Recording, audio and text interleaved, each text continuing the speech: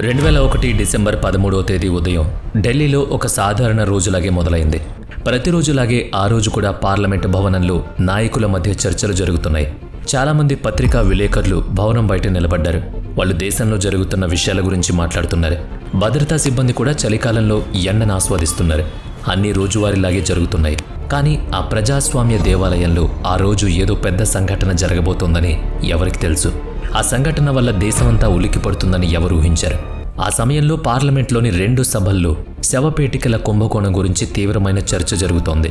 ప్రభుత్వం ప్రతిపక్షాల మధ్య వాడివేడిగా వాదనలు సాగుతున్నాయి. మామూలు చర్చలతో మొదలైన సభా కార్యక్రమాలు కాస్త పెద్ద గొడవగా మారిపోయాయి. పరిస్థితి అదుపు తప్పడం చూసి సభాపతి సభను 40 నిమిషాల పాటు వాయిదా వేశారు. ఆ తర్వాత ప్రధానమంత్రి అటల్ బిహారీ వాజ్పేయి అక్కడి నుంచి బయలుదేరారు. ప్రతిపక్ష నాయకులు సోనియా గాంధీ కూడా తన అధికారిక నివాసానికి వెళ్లిపోయారు. అలాగే చాలామంది ముఖ్యమైన మంత్రులు, నాయకులు ఇలా తమ ఇళ్లకు వెళ్లిపోయారు. కానీ అప్పటికి భవనం లోపల కొంతమంది కీలకమైన మంత్రులు ఉండిపోయారు. వారిలో హోంమంత్రి అద్వానీ, సుష్మా స్వరాజ్ ఉన్నారు. వీరితో పాటు మొత్తం 200 మందికి పైగా సభ్యులు ఇంకా లోపలే ఉన్నారు. లోపల ఉన్న సభ్యుల్లో కొందరు సభలో కూర్చుని తమ తోటి వాళ్లతో మాట్లాడుకుంటున్నారు. మరికొంతమంది భోజనశాల, గ్రంథాలయాల్లో తమ సమయం గడుపుతున్నారు. రాబోయే ప్రమాదం గురించి వాళ్ళెవ్వరికీ తెలియదు, ఊహించలేదు కూడా. వీటన్నిటి మధ్య ఉపరాష్ట్రపతి కృష్ణకాంత్ కూడా అక్కడి నుంచి బయలుదేరడానికి సిద్ధమయ్యారు. ఆయన తన అధికారిక నివాసానికి వెళ్లడానికి సిద్ధపడ్డారు. ఆయన కోసం భవనం గేటు బయట చాలా వాహనాలు వరుసగా నిలబడున్నాయి.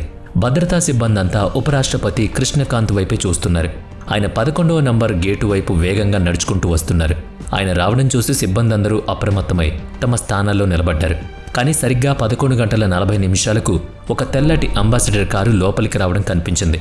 సాధారణంగా అనుమతి లేకుండా ఎలాంటి వాహనం లేదా మనిషి లోపలికి రావడం కుదరదు. లోపలికి రావడానికి దారిలో చాలా చోట్ల తనిఖీ కేంద్రాలు ఉంటాయి.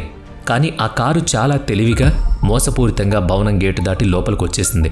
సులభంగా లోపలికి రావడం కోసం ఆ కారు పైన ఒక ఎర్ర బుగ్గ పెట్టుంది. అలాగే కారు అద్దం మీద హోంమంత్రిత్వ శాఖకు చెందిన ఒక గుర్తింపు బిళ్ళ కూడా ఉంది.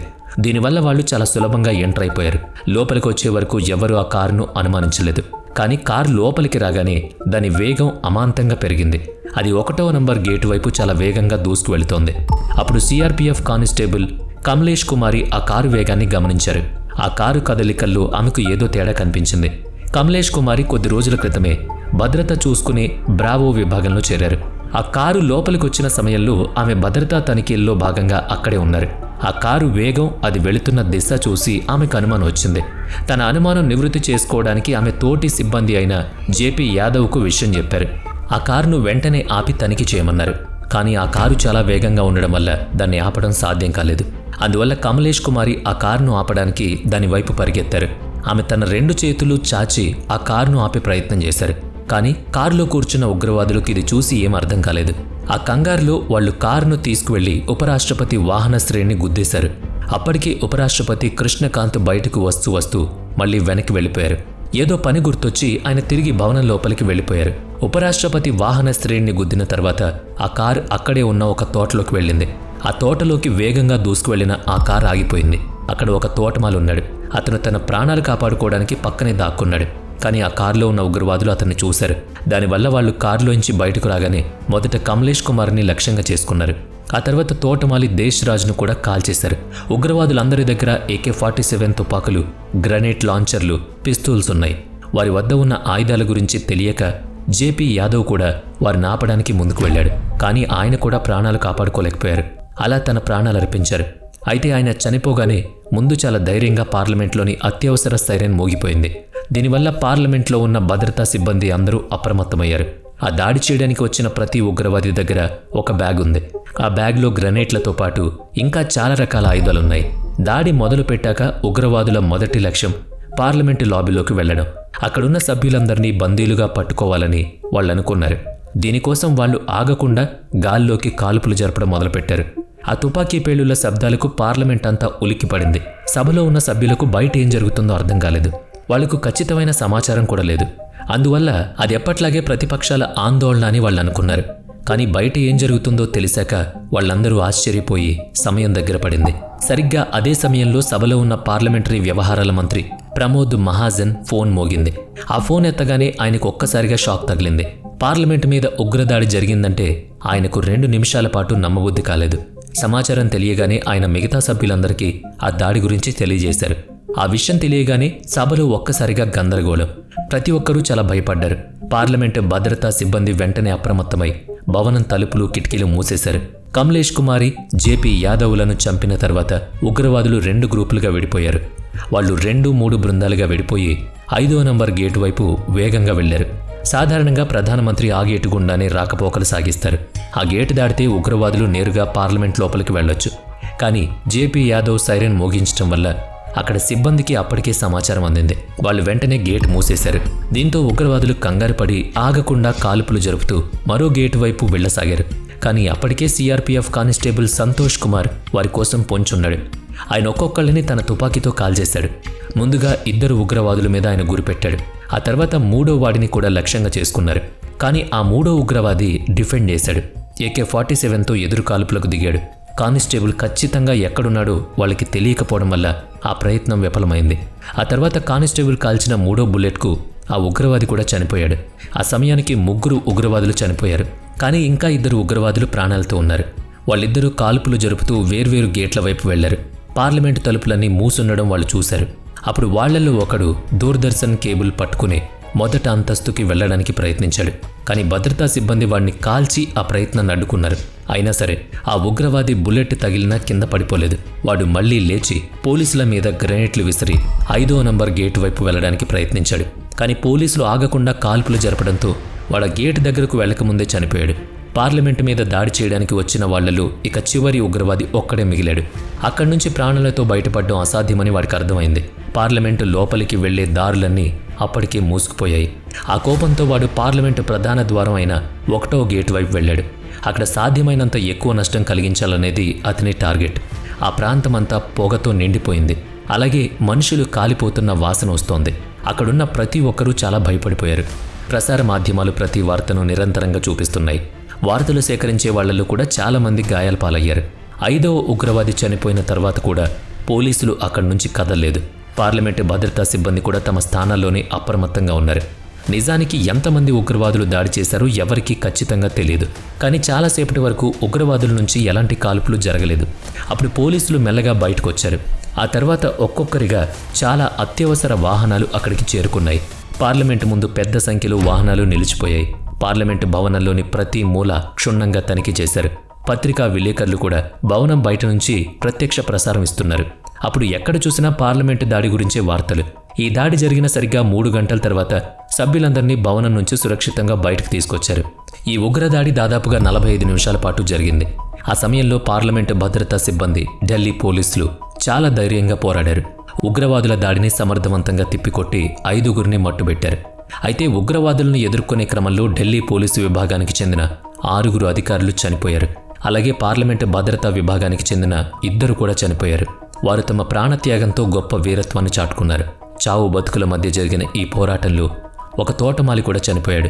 అలాగే దాదాపుగా 18 మంది తీవ్రంగా గాయపడ్డారు. పార్లమెంటు మీద జరిగిన ఈ దాడి గురించి ఎవరికీ కూడా ఎలాంటి సమాచారం లేదు. అసలు దాడి చేసిన ఆ 5 ఎవరు అనేది కూడా తెలీదు. కానీ చనిపోయిన ఉగ్రవాదుల దగ్గర దొరికిన వస్తువులను పోలీసులు పరిశీలించారు. ఈ దాడి వెనుక ఖచ్చితంగా పాకిస్తాన్ హస్తం ఉందని ఆ వస్తువుల ద్వారా స్పష్టమైంది. ఉగ్రవాదులందరి దగ్గర ఉన్న సంచుల్లో పెద్ద మొత్తంలో ఎండు ఫలాలున్నాయి, అంటే డ్రై ఫ్రూట్స్. లోపల ఉన్న నాయకులను బందీలుగా పట్టుకున్న తర్వాత కొద్ది రోజులకు వాళ్ళ ఆహారంగా దీన్ని వాడతారు. పార్లమెంటు లోపలే కూర్చుని సభ్యులను బందీలుగా ఉంచుకోవాలని వాళ్ళ పథకం.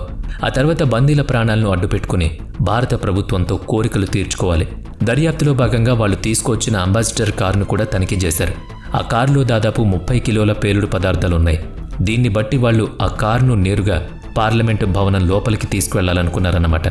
ఆ తర్వాత లోపల ఆ పేలుడు పదార్థాలను ఉపయోగించి పెద్ద నష్టం కలిగించాలనేది ప్లాన్. ఉగ్రవాదులు ఈ దాడిని 2001 డిసెంబర్ 13వ తేదీన చేశారు.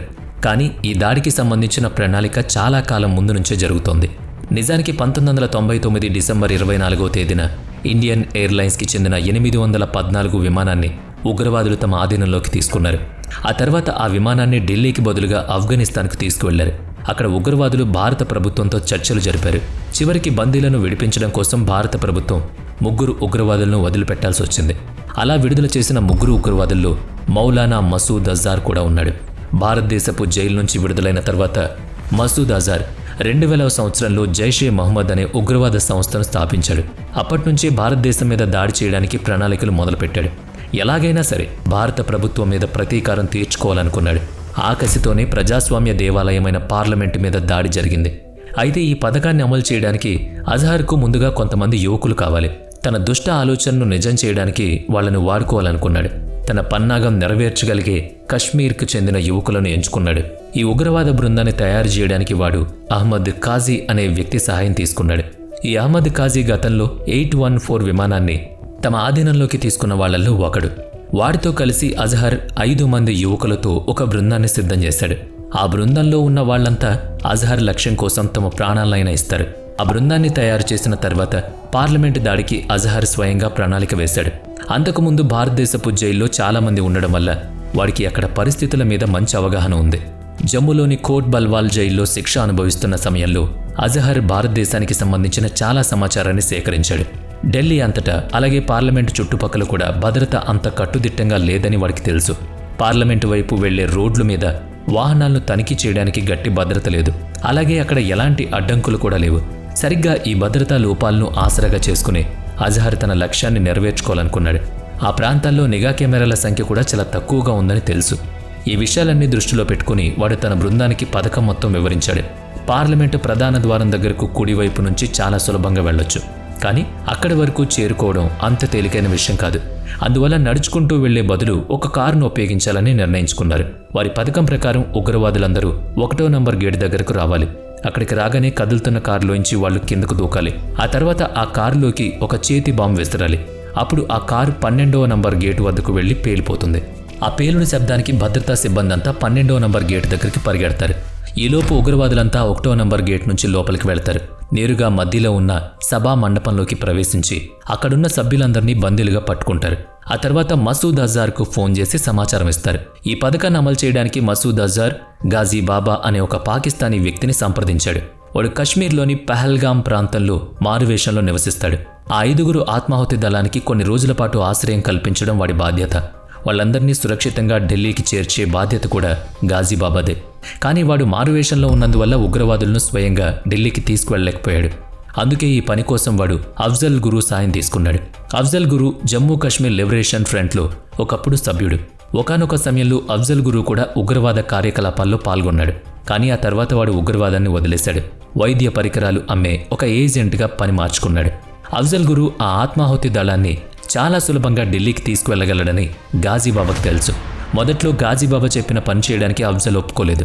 కానీ ఎక్కువ డబ్బులు ఇస్తానని ఆశ చూపడంతో లొంగిపోయాడు. ఆ పని పూర్తి చేయడానికి వాడు అంగీకరించాడు.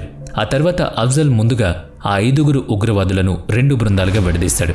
వాళ్ళు ఢిల్లీలోని వేర్వేరు ప్రాంతాల్లో తలదాచుకోవడానికి వసతి కల్పించాడు. ఆ తర్వాత ఢిల్లీలోని ఉన్న ఒక శిక్షణా కేంద్రంలో వాళ్ళందరికీ నకిలీ గుర్తింపు కార్డులు తయారు చేయించాడు. పథకాన్ని అమలు చేయడానికి వాళ్లకు ఒక కారు అవసరమైంది. అందువల్ల వాళ్ళు కరోల్ బాగ్ వెళ్లి ఒక తెల్లటి అంబాసిడర్ కారును కొనుగోలు చేశారు. అలాగే కశ్మీర్ గేటు దగ్గర ఒక ఎర్ర బుగ్గను కూడా కొన్నారు. దాడి చేసే రోజు భద్రతా తనిఖీలను సులభంగా దాటడానికి ఇది ఉపయోగపడుతుంది. దాడికి ముందు చాలా రోజుల పాటు వాళ్ళు ప్రణాళిక చేసుకున్నారు. దాడికి సరిగ్గా ఒక వారం ముందు వాళ్ళంతా ఢిల్లీలోని ఒక సుగంధ ద్రవ్యాల బజార్కు వెళ్లారు. అక్కడ అఫ్జల్ పెద్ద మొత్తంలో ఎండు ఫలాలు అంటే డ్రై ఫ్రూట్స్, తినడానికి అవసరమైన వస్తువులు కొన్నాడు. బందీలను పట్టుకున్న సమయంలో తినడానికి వాళ్లకు ఉపయోగపడతాయనేది ప్లాన్. ఆ తర్వాత వాళ్ళు అక్రమ మార్గంలో చాలా రసాయనాలు కూడా తీసుకున్నారు. పేలుడు పదార్థాలు తయారు చేయడానికి కావాల్సిన వస్తువులన్నీ. ఈ ఏర్పాట్లన్నీ పూర్తయిన తర్వాత వాళ్ళంతా పాత ఢిల్లీలోని ఒక ప్రసిద్ధ భోజనశాలకు చేరుకున్నారు. అక్కడ వాళ్ళు కడుపు నిండా మాంసాహారం తిన్నారు. బహుశా వాళ్ళ జీవితంలో అదే చివరి భోజనం కావచ్చని వాళ్ళకి తెలుసు. అందుకే ఎవరికి ఎంత కావాలో అంత తిన్నారు. ఆ రోజు తర్వాత వాళ్ళంతా డిసెంబర్ 13వ తేదీన పూర్తి ఏర్పాట్లతో పార్లమెంటు మీద దాడి చేయడానికి సిద్ధమయ్యారు. కానీ పార్లమెంటును నాశనం చేయాలన్న వాళ్ళ లక్ష్యం కేవలం ఒక కలగా మిగిలిపోయింది. దాడి జరిగిన తర్వాత ఒకవైపు పోలీసుల దర్యాప్తు కొనసాగుతోంది. అనుమానితులను అదుపులోకి తీసుకుంటున్నారు. మరోవైపు భారత ప్రభుత్వం కూడా శత్రువులకు ధీటుగా బదులివ్వడానికి సిద్ధమవుతోంది. మన దేశం మీద ఇలాంటి దాడి జరిగితే భారతదేశం ఎలా మౌనంగా ఉంటుంది? దాడి జరిగిన కొద్దిసేపటికే అటల్ బిహారీ వాజ్పేయి ప్రత్యక్షంగా ప్రజల ముందుకొచ్చారు. ఉగ్రవాదం భారతదేశానికి ఒక పెద్ద సవాలని ప్రకటించారు. శత్రువులు మన మీద దాడి చేస్తే దాడికి బదులు తీర్చుకోవడానికి మనం సిద్ధంగా ఉన్నామని చెప్పారు. పార్లమెంటు బయటపడి ఉన్న ఉగ్రవాదుల శవాలు వాళ్ళు పాకిస్తాన్ వాసులు అనడానికి సాక్ష్యాలుగా ఉన్నాయి. మేం ముందుగా చెప్పినట్లుగానే వాళ్ళు పాకిస్తాన్ వాళ్ళు అని మరోసారి స్పష్టం చేశారు. మన సొంత బలంతోనే ఉగ్రవాదాన్ని అంతం చేస్తామని వాజ్పేయి శపథం చేశారు. ప్రధానమంత్రి ప్రసంగం తర్వాత హోంమంత్రి ఎల్కే అద్వానీ కూడా చాలా స్పష్టంగా మాట్లాడారు. భారత పార్లమెంటు మీద దాడి చేసింది పాకిస్తాన్కు చెందిన ఉగ్రవాద సంస్థలే అని చెప్పారు. లష్కర్-ఎ-తోయిబా, జైషే మహమ్మద్ అనే 2 సంస్థలు కలిసి దాడి చేశాయని చెప్పారు. పాకిస్తాన్ గూఢచార సంస్థ ఐఎస్ఐ ఆధ్వర్యంలోనే ఈ కుట్ర జరిగిందని చెప్పారు. దాడి చేసిన ఆ 5 ఉగ్రవాదులు కూడా పాకిస్తాన్కు చెందిన వాళ్లని నిర్ధారించారు. భారతదేశం ఈ దాడిని ఎట్టి పరిస్థితుల్లోనూ తేలిగ్గా తీసుకోదన్నారు. శత్రువులకు తగిన గుణపాఠం చెబుతామని హెచ్చరించారు. దీని తర్వాత వెంటనే భారత సైన్యాన్ని పాకిస్తాన్ సరిహద్దుల వైపు తరలించడం మొదలుపెట్టారు. దాడి జరిగిన 2 వారాల తర్వాత 2001 డిసెంబర్ 13వ తేదీన భారతదేశం పరాక్రమ్ అనే సైనిక చర్యను మొదలుపెట్టింది. భారత సైన్యం సరిహద్దులోని క్షిపణులు, యుద్ధ ట్యాంకర్లు, భారీ ఫిరంగులను మోహరించింది. వాటితో పాటు పాకిస్తాన్ సరిహద్దులో 5 లక్షల మందికి పైగా సైనికులను కూడా నిలబెట్టింది. భారతదేశం పాకిస్తాన్ మీద దాడి చేయబోతుందని ప్రపంచమంతా వార్తలు పుట్టాయి. అన్ని దేశాలు భారతదేశం వేసే ప్రతి అడుగును నిశితంగా గమనిస్తున్నాయి. భారత్ తీసుకోబోయే తదుపరి చర్య కోసం ప్రతి ఒక్కరూ ఎదురుచూస్తున్నారు.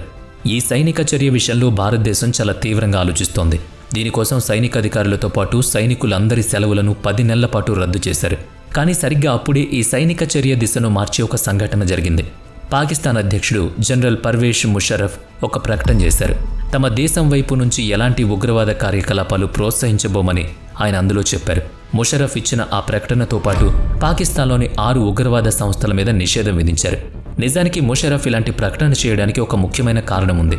అంతర్జాతీయంగా భారతదేశం మీద ఒత్తిడి తెచ్చి ఆ యుద్ధాన్ని ఆపడానికి ఆ ప్రకటన చూస్తే పాకిస్తాన్ యుద్ధం కాకుండా స్నేహం కోరుకున్నట్లుంటుంది. కానీ రాబోయే సంవత్సరాల్లో ఆయన చెప్పిన మాటలన్నీ అబద్ధమని తేలింది. ఆ ముషర్రఫ్ చేసిన ఈ ప్రకటన వల్ల యుద్ధాన్ని ఆపాలని భారత్ మీద ఒత్తిడి పెరిగింది. యుద్ధానికి అన్ని ఏర్పాట్లు చేసుకున్నప్పటికీ పాకిస్తాన్ ఆడిన నాటకం వల్ల భారతదేశం తగ్గాల్సి వచ్చింది. ఆ తర్వాత అటల్ బిహారీ వాజ్పేయి యుద్ధం గురించి ఒక స్పష్టమైన ప్రకటన చేశారు.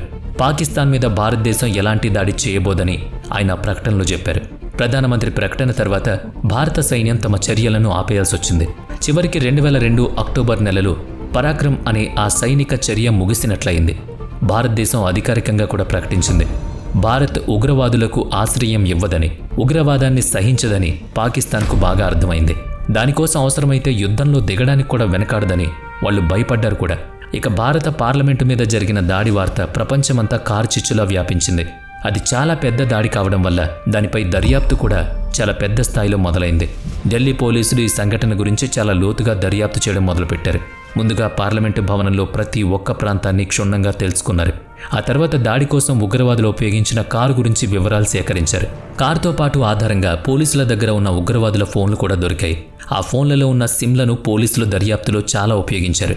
ఆ కార్, సిమ్ కార్డుల ఆధారంగా జైషే మహమ్మద్కు చెందిన 4 ఉగ్రవాదులను పోటా చట్టం కింద త్వరలోనే అదుపులోకి తీసుకున్నారు. పట్టుబడిన ఆ 4లో అఫ్జల్ గురు, వాడి దాయాది సోదరుడు షౌకత్ హుస్సేన్ కూడా ఉన్నారు. అలాగే షౌకత్ భార్య అఫ్జాన్ గురు, ఢిల్లీ విశ్వవిద్యాలయపు ఆచార్యుడు ఎస్ఏఆర్ గిలానీ కూడా అందులో ఉన్నారు. గిలానీ నిజానికి కశ్మీర్లోని బారాముల్లా జిల్లాకు చెందినవాడు. ఆ సమయంలో అతను ఢిల్లీ విశ్వవిద్యాలయంలో అరబిక్ భాష ఆచార్యుడిగా పనిచేస్తున్నాడు. ఈ దాడిలో పాల్గొన్న వారికి ఉరిశిక్ష వెయ్యాలని భారత ప్రజలు కోరుకున్నారు. కానీ పోలీస్ చర్య, న్యాయస్థానం తీర్పు వచ్చే వరకు ఏం చెప్పలేని పరిస్థితి. పట్టుబడిన తర్వాత పోలీసులు ఆ ఉగ్రవాదులందరినీ విచారణ నిమిత్తం తమ ఆధీనంలోకి తీసుకున్నారు. వాళ్ళందరిపైన కేసులు నమోదయ్యాయి. సుదీర్ఘ విచారణ జరిగింది. కానీ తగిన ఆధారాలు లేకపోవడం వల్ల విచారణ తర్వాత షౌకత్ భార్య అఫ్జాన్ను వదిలేశారు. మిగిలిన 3కి ఢిల్లీలోని పోటా న్యాయస్థానం ఉరిశిక్ష విధించింది. మరోవైపు 2003వ సంవత్సరంలో ఈ దాడికి ప్రధాన సూత్రధారి అయిన గాజీ బాబాను బీఎస్ఎఫ్ బలగాలు హతమార్చాయి. జైషే మహమ్మద్ ముఖ్య నాయకుడైన అతన్ని శ్రీనగర్లో నూర్బాగ్ ప్రాంతంలో మన సైనికులు కాల్చి చంపేశారు. పోటా న్యాయస్థానం ఉరిశిక్ష విధించగానే ఆ 3 ఉగ్రవాదులు ఢిల్లీ ఉన్నత న్యాయస్థానంలో సవాల్ చేశారు. ఆ సమయంలో గిలానీ తరపున అప్పటికి అత్యంత ప్రముఖ న్యాయవాది రామ్ జెఠ్మలానీ వాదించారు. ఈ కేసుకున్న విపరీతమైన ప్రాచుర్యం వల్లే ఆయన దీన్ని టేకప్ చేశాడు. ఈ దాడి తర్వాత గిలానీ పేరు ఢిల్లీలో బాగా మారుమోగింది. చాలామంది గిలానీకి మద్దతుగా నిలబడ్డారు. ఆ తర్వాత తగిన ఆధారాలు లేవని పేర్కొంటూ 2003వ సంవత్సరంలో గిలానీని కూడా విడిచిపెట్టారు. అయితే అప్పటికి షౌకత్, అఫ్జల్ల ఉరిశిక్ష అలాగే కొనసాగుతోంది. కానీ తర్వాత సర్వోన్నత న్యాయస్థానం షౌకత్ ఉరిశిక్షను 10 సంవత్సరాల కఠిన కారాగార శిక్షగా మార్చింది. ఈ సంఘటనలో అఫ్జల్ గురును ప్రధాన నిందితుడిగా భావిస్తూ అతనికి ఉరిశిక్ష ఖరారైంది. 2006 అక్టోబర్ 20వ తేదీన అతన్ని ఉరితీయాలని సర్వోన్నత న్యాయస్థానం నిర్ధారించింది. దానికి అనుగుణంగా ఉరి తీయడానికి అవసరమైన ఏర్పాట్లు పూర్తయ్యాయి. కానీ ఉరి తీయడానికి సరిగ్గా 7 రోజుల ముందు ఈ వ్యవహారంలో ఒక ఊహించని మలుపు. అఫ్జల్ కుటుంబ సభ్యులు ఢిల్లీ వచ్చి అప్పటి రాష్ట్రపతి ఏపీజే అబ్దుల్ కలాంను కలిశారు. ఆ కలయిక వల్ల దేశవ్యాప్తంగా తీవ్రస్థాయిలో నిరసనలు వ్యక్తమయ్యాయి. ప్రసార మాధ్యమాలు ఈ సంఘటనలోని ప్రతి చిన్న విషయాన్ని ప్రజలకు చూపించింది. అమరులైన భద్రతా సిబ్బంది కుటుంబాలు ఈ కలయిక పట్ల తీవ్ర ఆగ్రహం వ్యక్తం చేశాయి. దీనివల్ల పరిస్థితి పూర్తిగా అదుపు తప్పింది. ప్రజలు కోపంతో ఊగిపోయారు. ఈ దాడిలో అమరులైన కమలేష్ దేవి కుటుంబ సభ్యులు తమకిచ్చిన అశోక చక్ర పురస్కారాన్ని వెనక్కిచ్చేశారు. అఫ్జల్ కుటుంబ సభ్యులు మాత్రం అతనికి క్షమాభిక్ష పెట్టాలని రాష్ట్రపతిని ప్రాధేయపడింది. ఈ పరిణామాలన్నిటి మధ్య అబ్దుల్ కలాం ఎలాంటి నిర్ణయం తీసుకోలేదు. దానితో అఫ్జల్ కుటుంబం ఆశలు అడియాసలయ్యాయి. ఆ తర్వాత చాలా సంవత్సరాల పాటు అఫ్జల్ ఉరిశిక్ష వ్యవహారం అలాగే ముందుకు సాగుతూ వెళ్ళింది. కానీ 2013 సంవత్సరంలో ఉరి తీయడానికి కొన్ని రోజుల ముందు ఒక కీలక పరిణామం జరిగింది. 2013 ఫిబ్రవరి 3వ తేదీన అప్పటి రాష్ట్రపతి ప్రణబ్ ముఖర్జీ అఫ్జల్ క్షమాభిక్ష అభ్యర్థనను పూర్తిగా తిరస్కరించారు. ఆ తర్వాత చివరిగా 2013 ఫిబ్రవరి 9వ తేదీన ఉదయం 8 గంటలకు అఫ్జల్ గురుకు ఉరిశిక్ష అమలు చేశారు. అఫ్జల్ మరణంతో పార్లమెంటు దాడికి కారణమైన దోషులందరికీ అది ఒక గుణపాఠంగా మారింది. వీడియో నచ్చితే లైక్ చేయండి, షేర్ చేయండి. ఇప్పటి వరకు మన ఛానల్ని సబ్స్క్రైబ్ చేయనట్లయితే ఇప్పుడే సబ్స్క్రైబ్ చేసుకుని పక్కనే ఉన్న బెల్ ఐకాన్పై క్లిక్ చేయండి. నెక్స్ట్ వీడియోలో మళ్ళీ కలుద్దాం. Thanks for watching.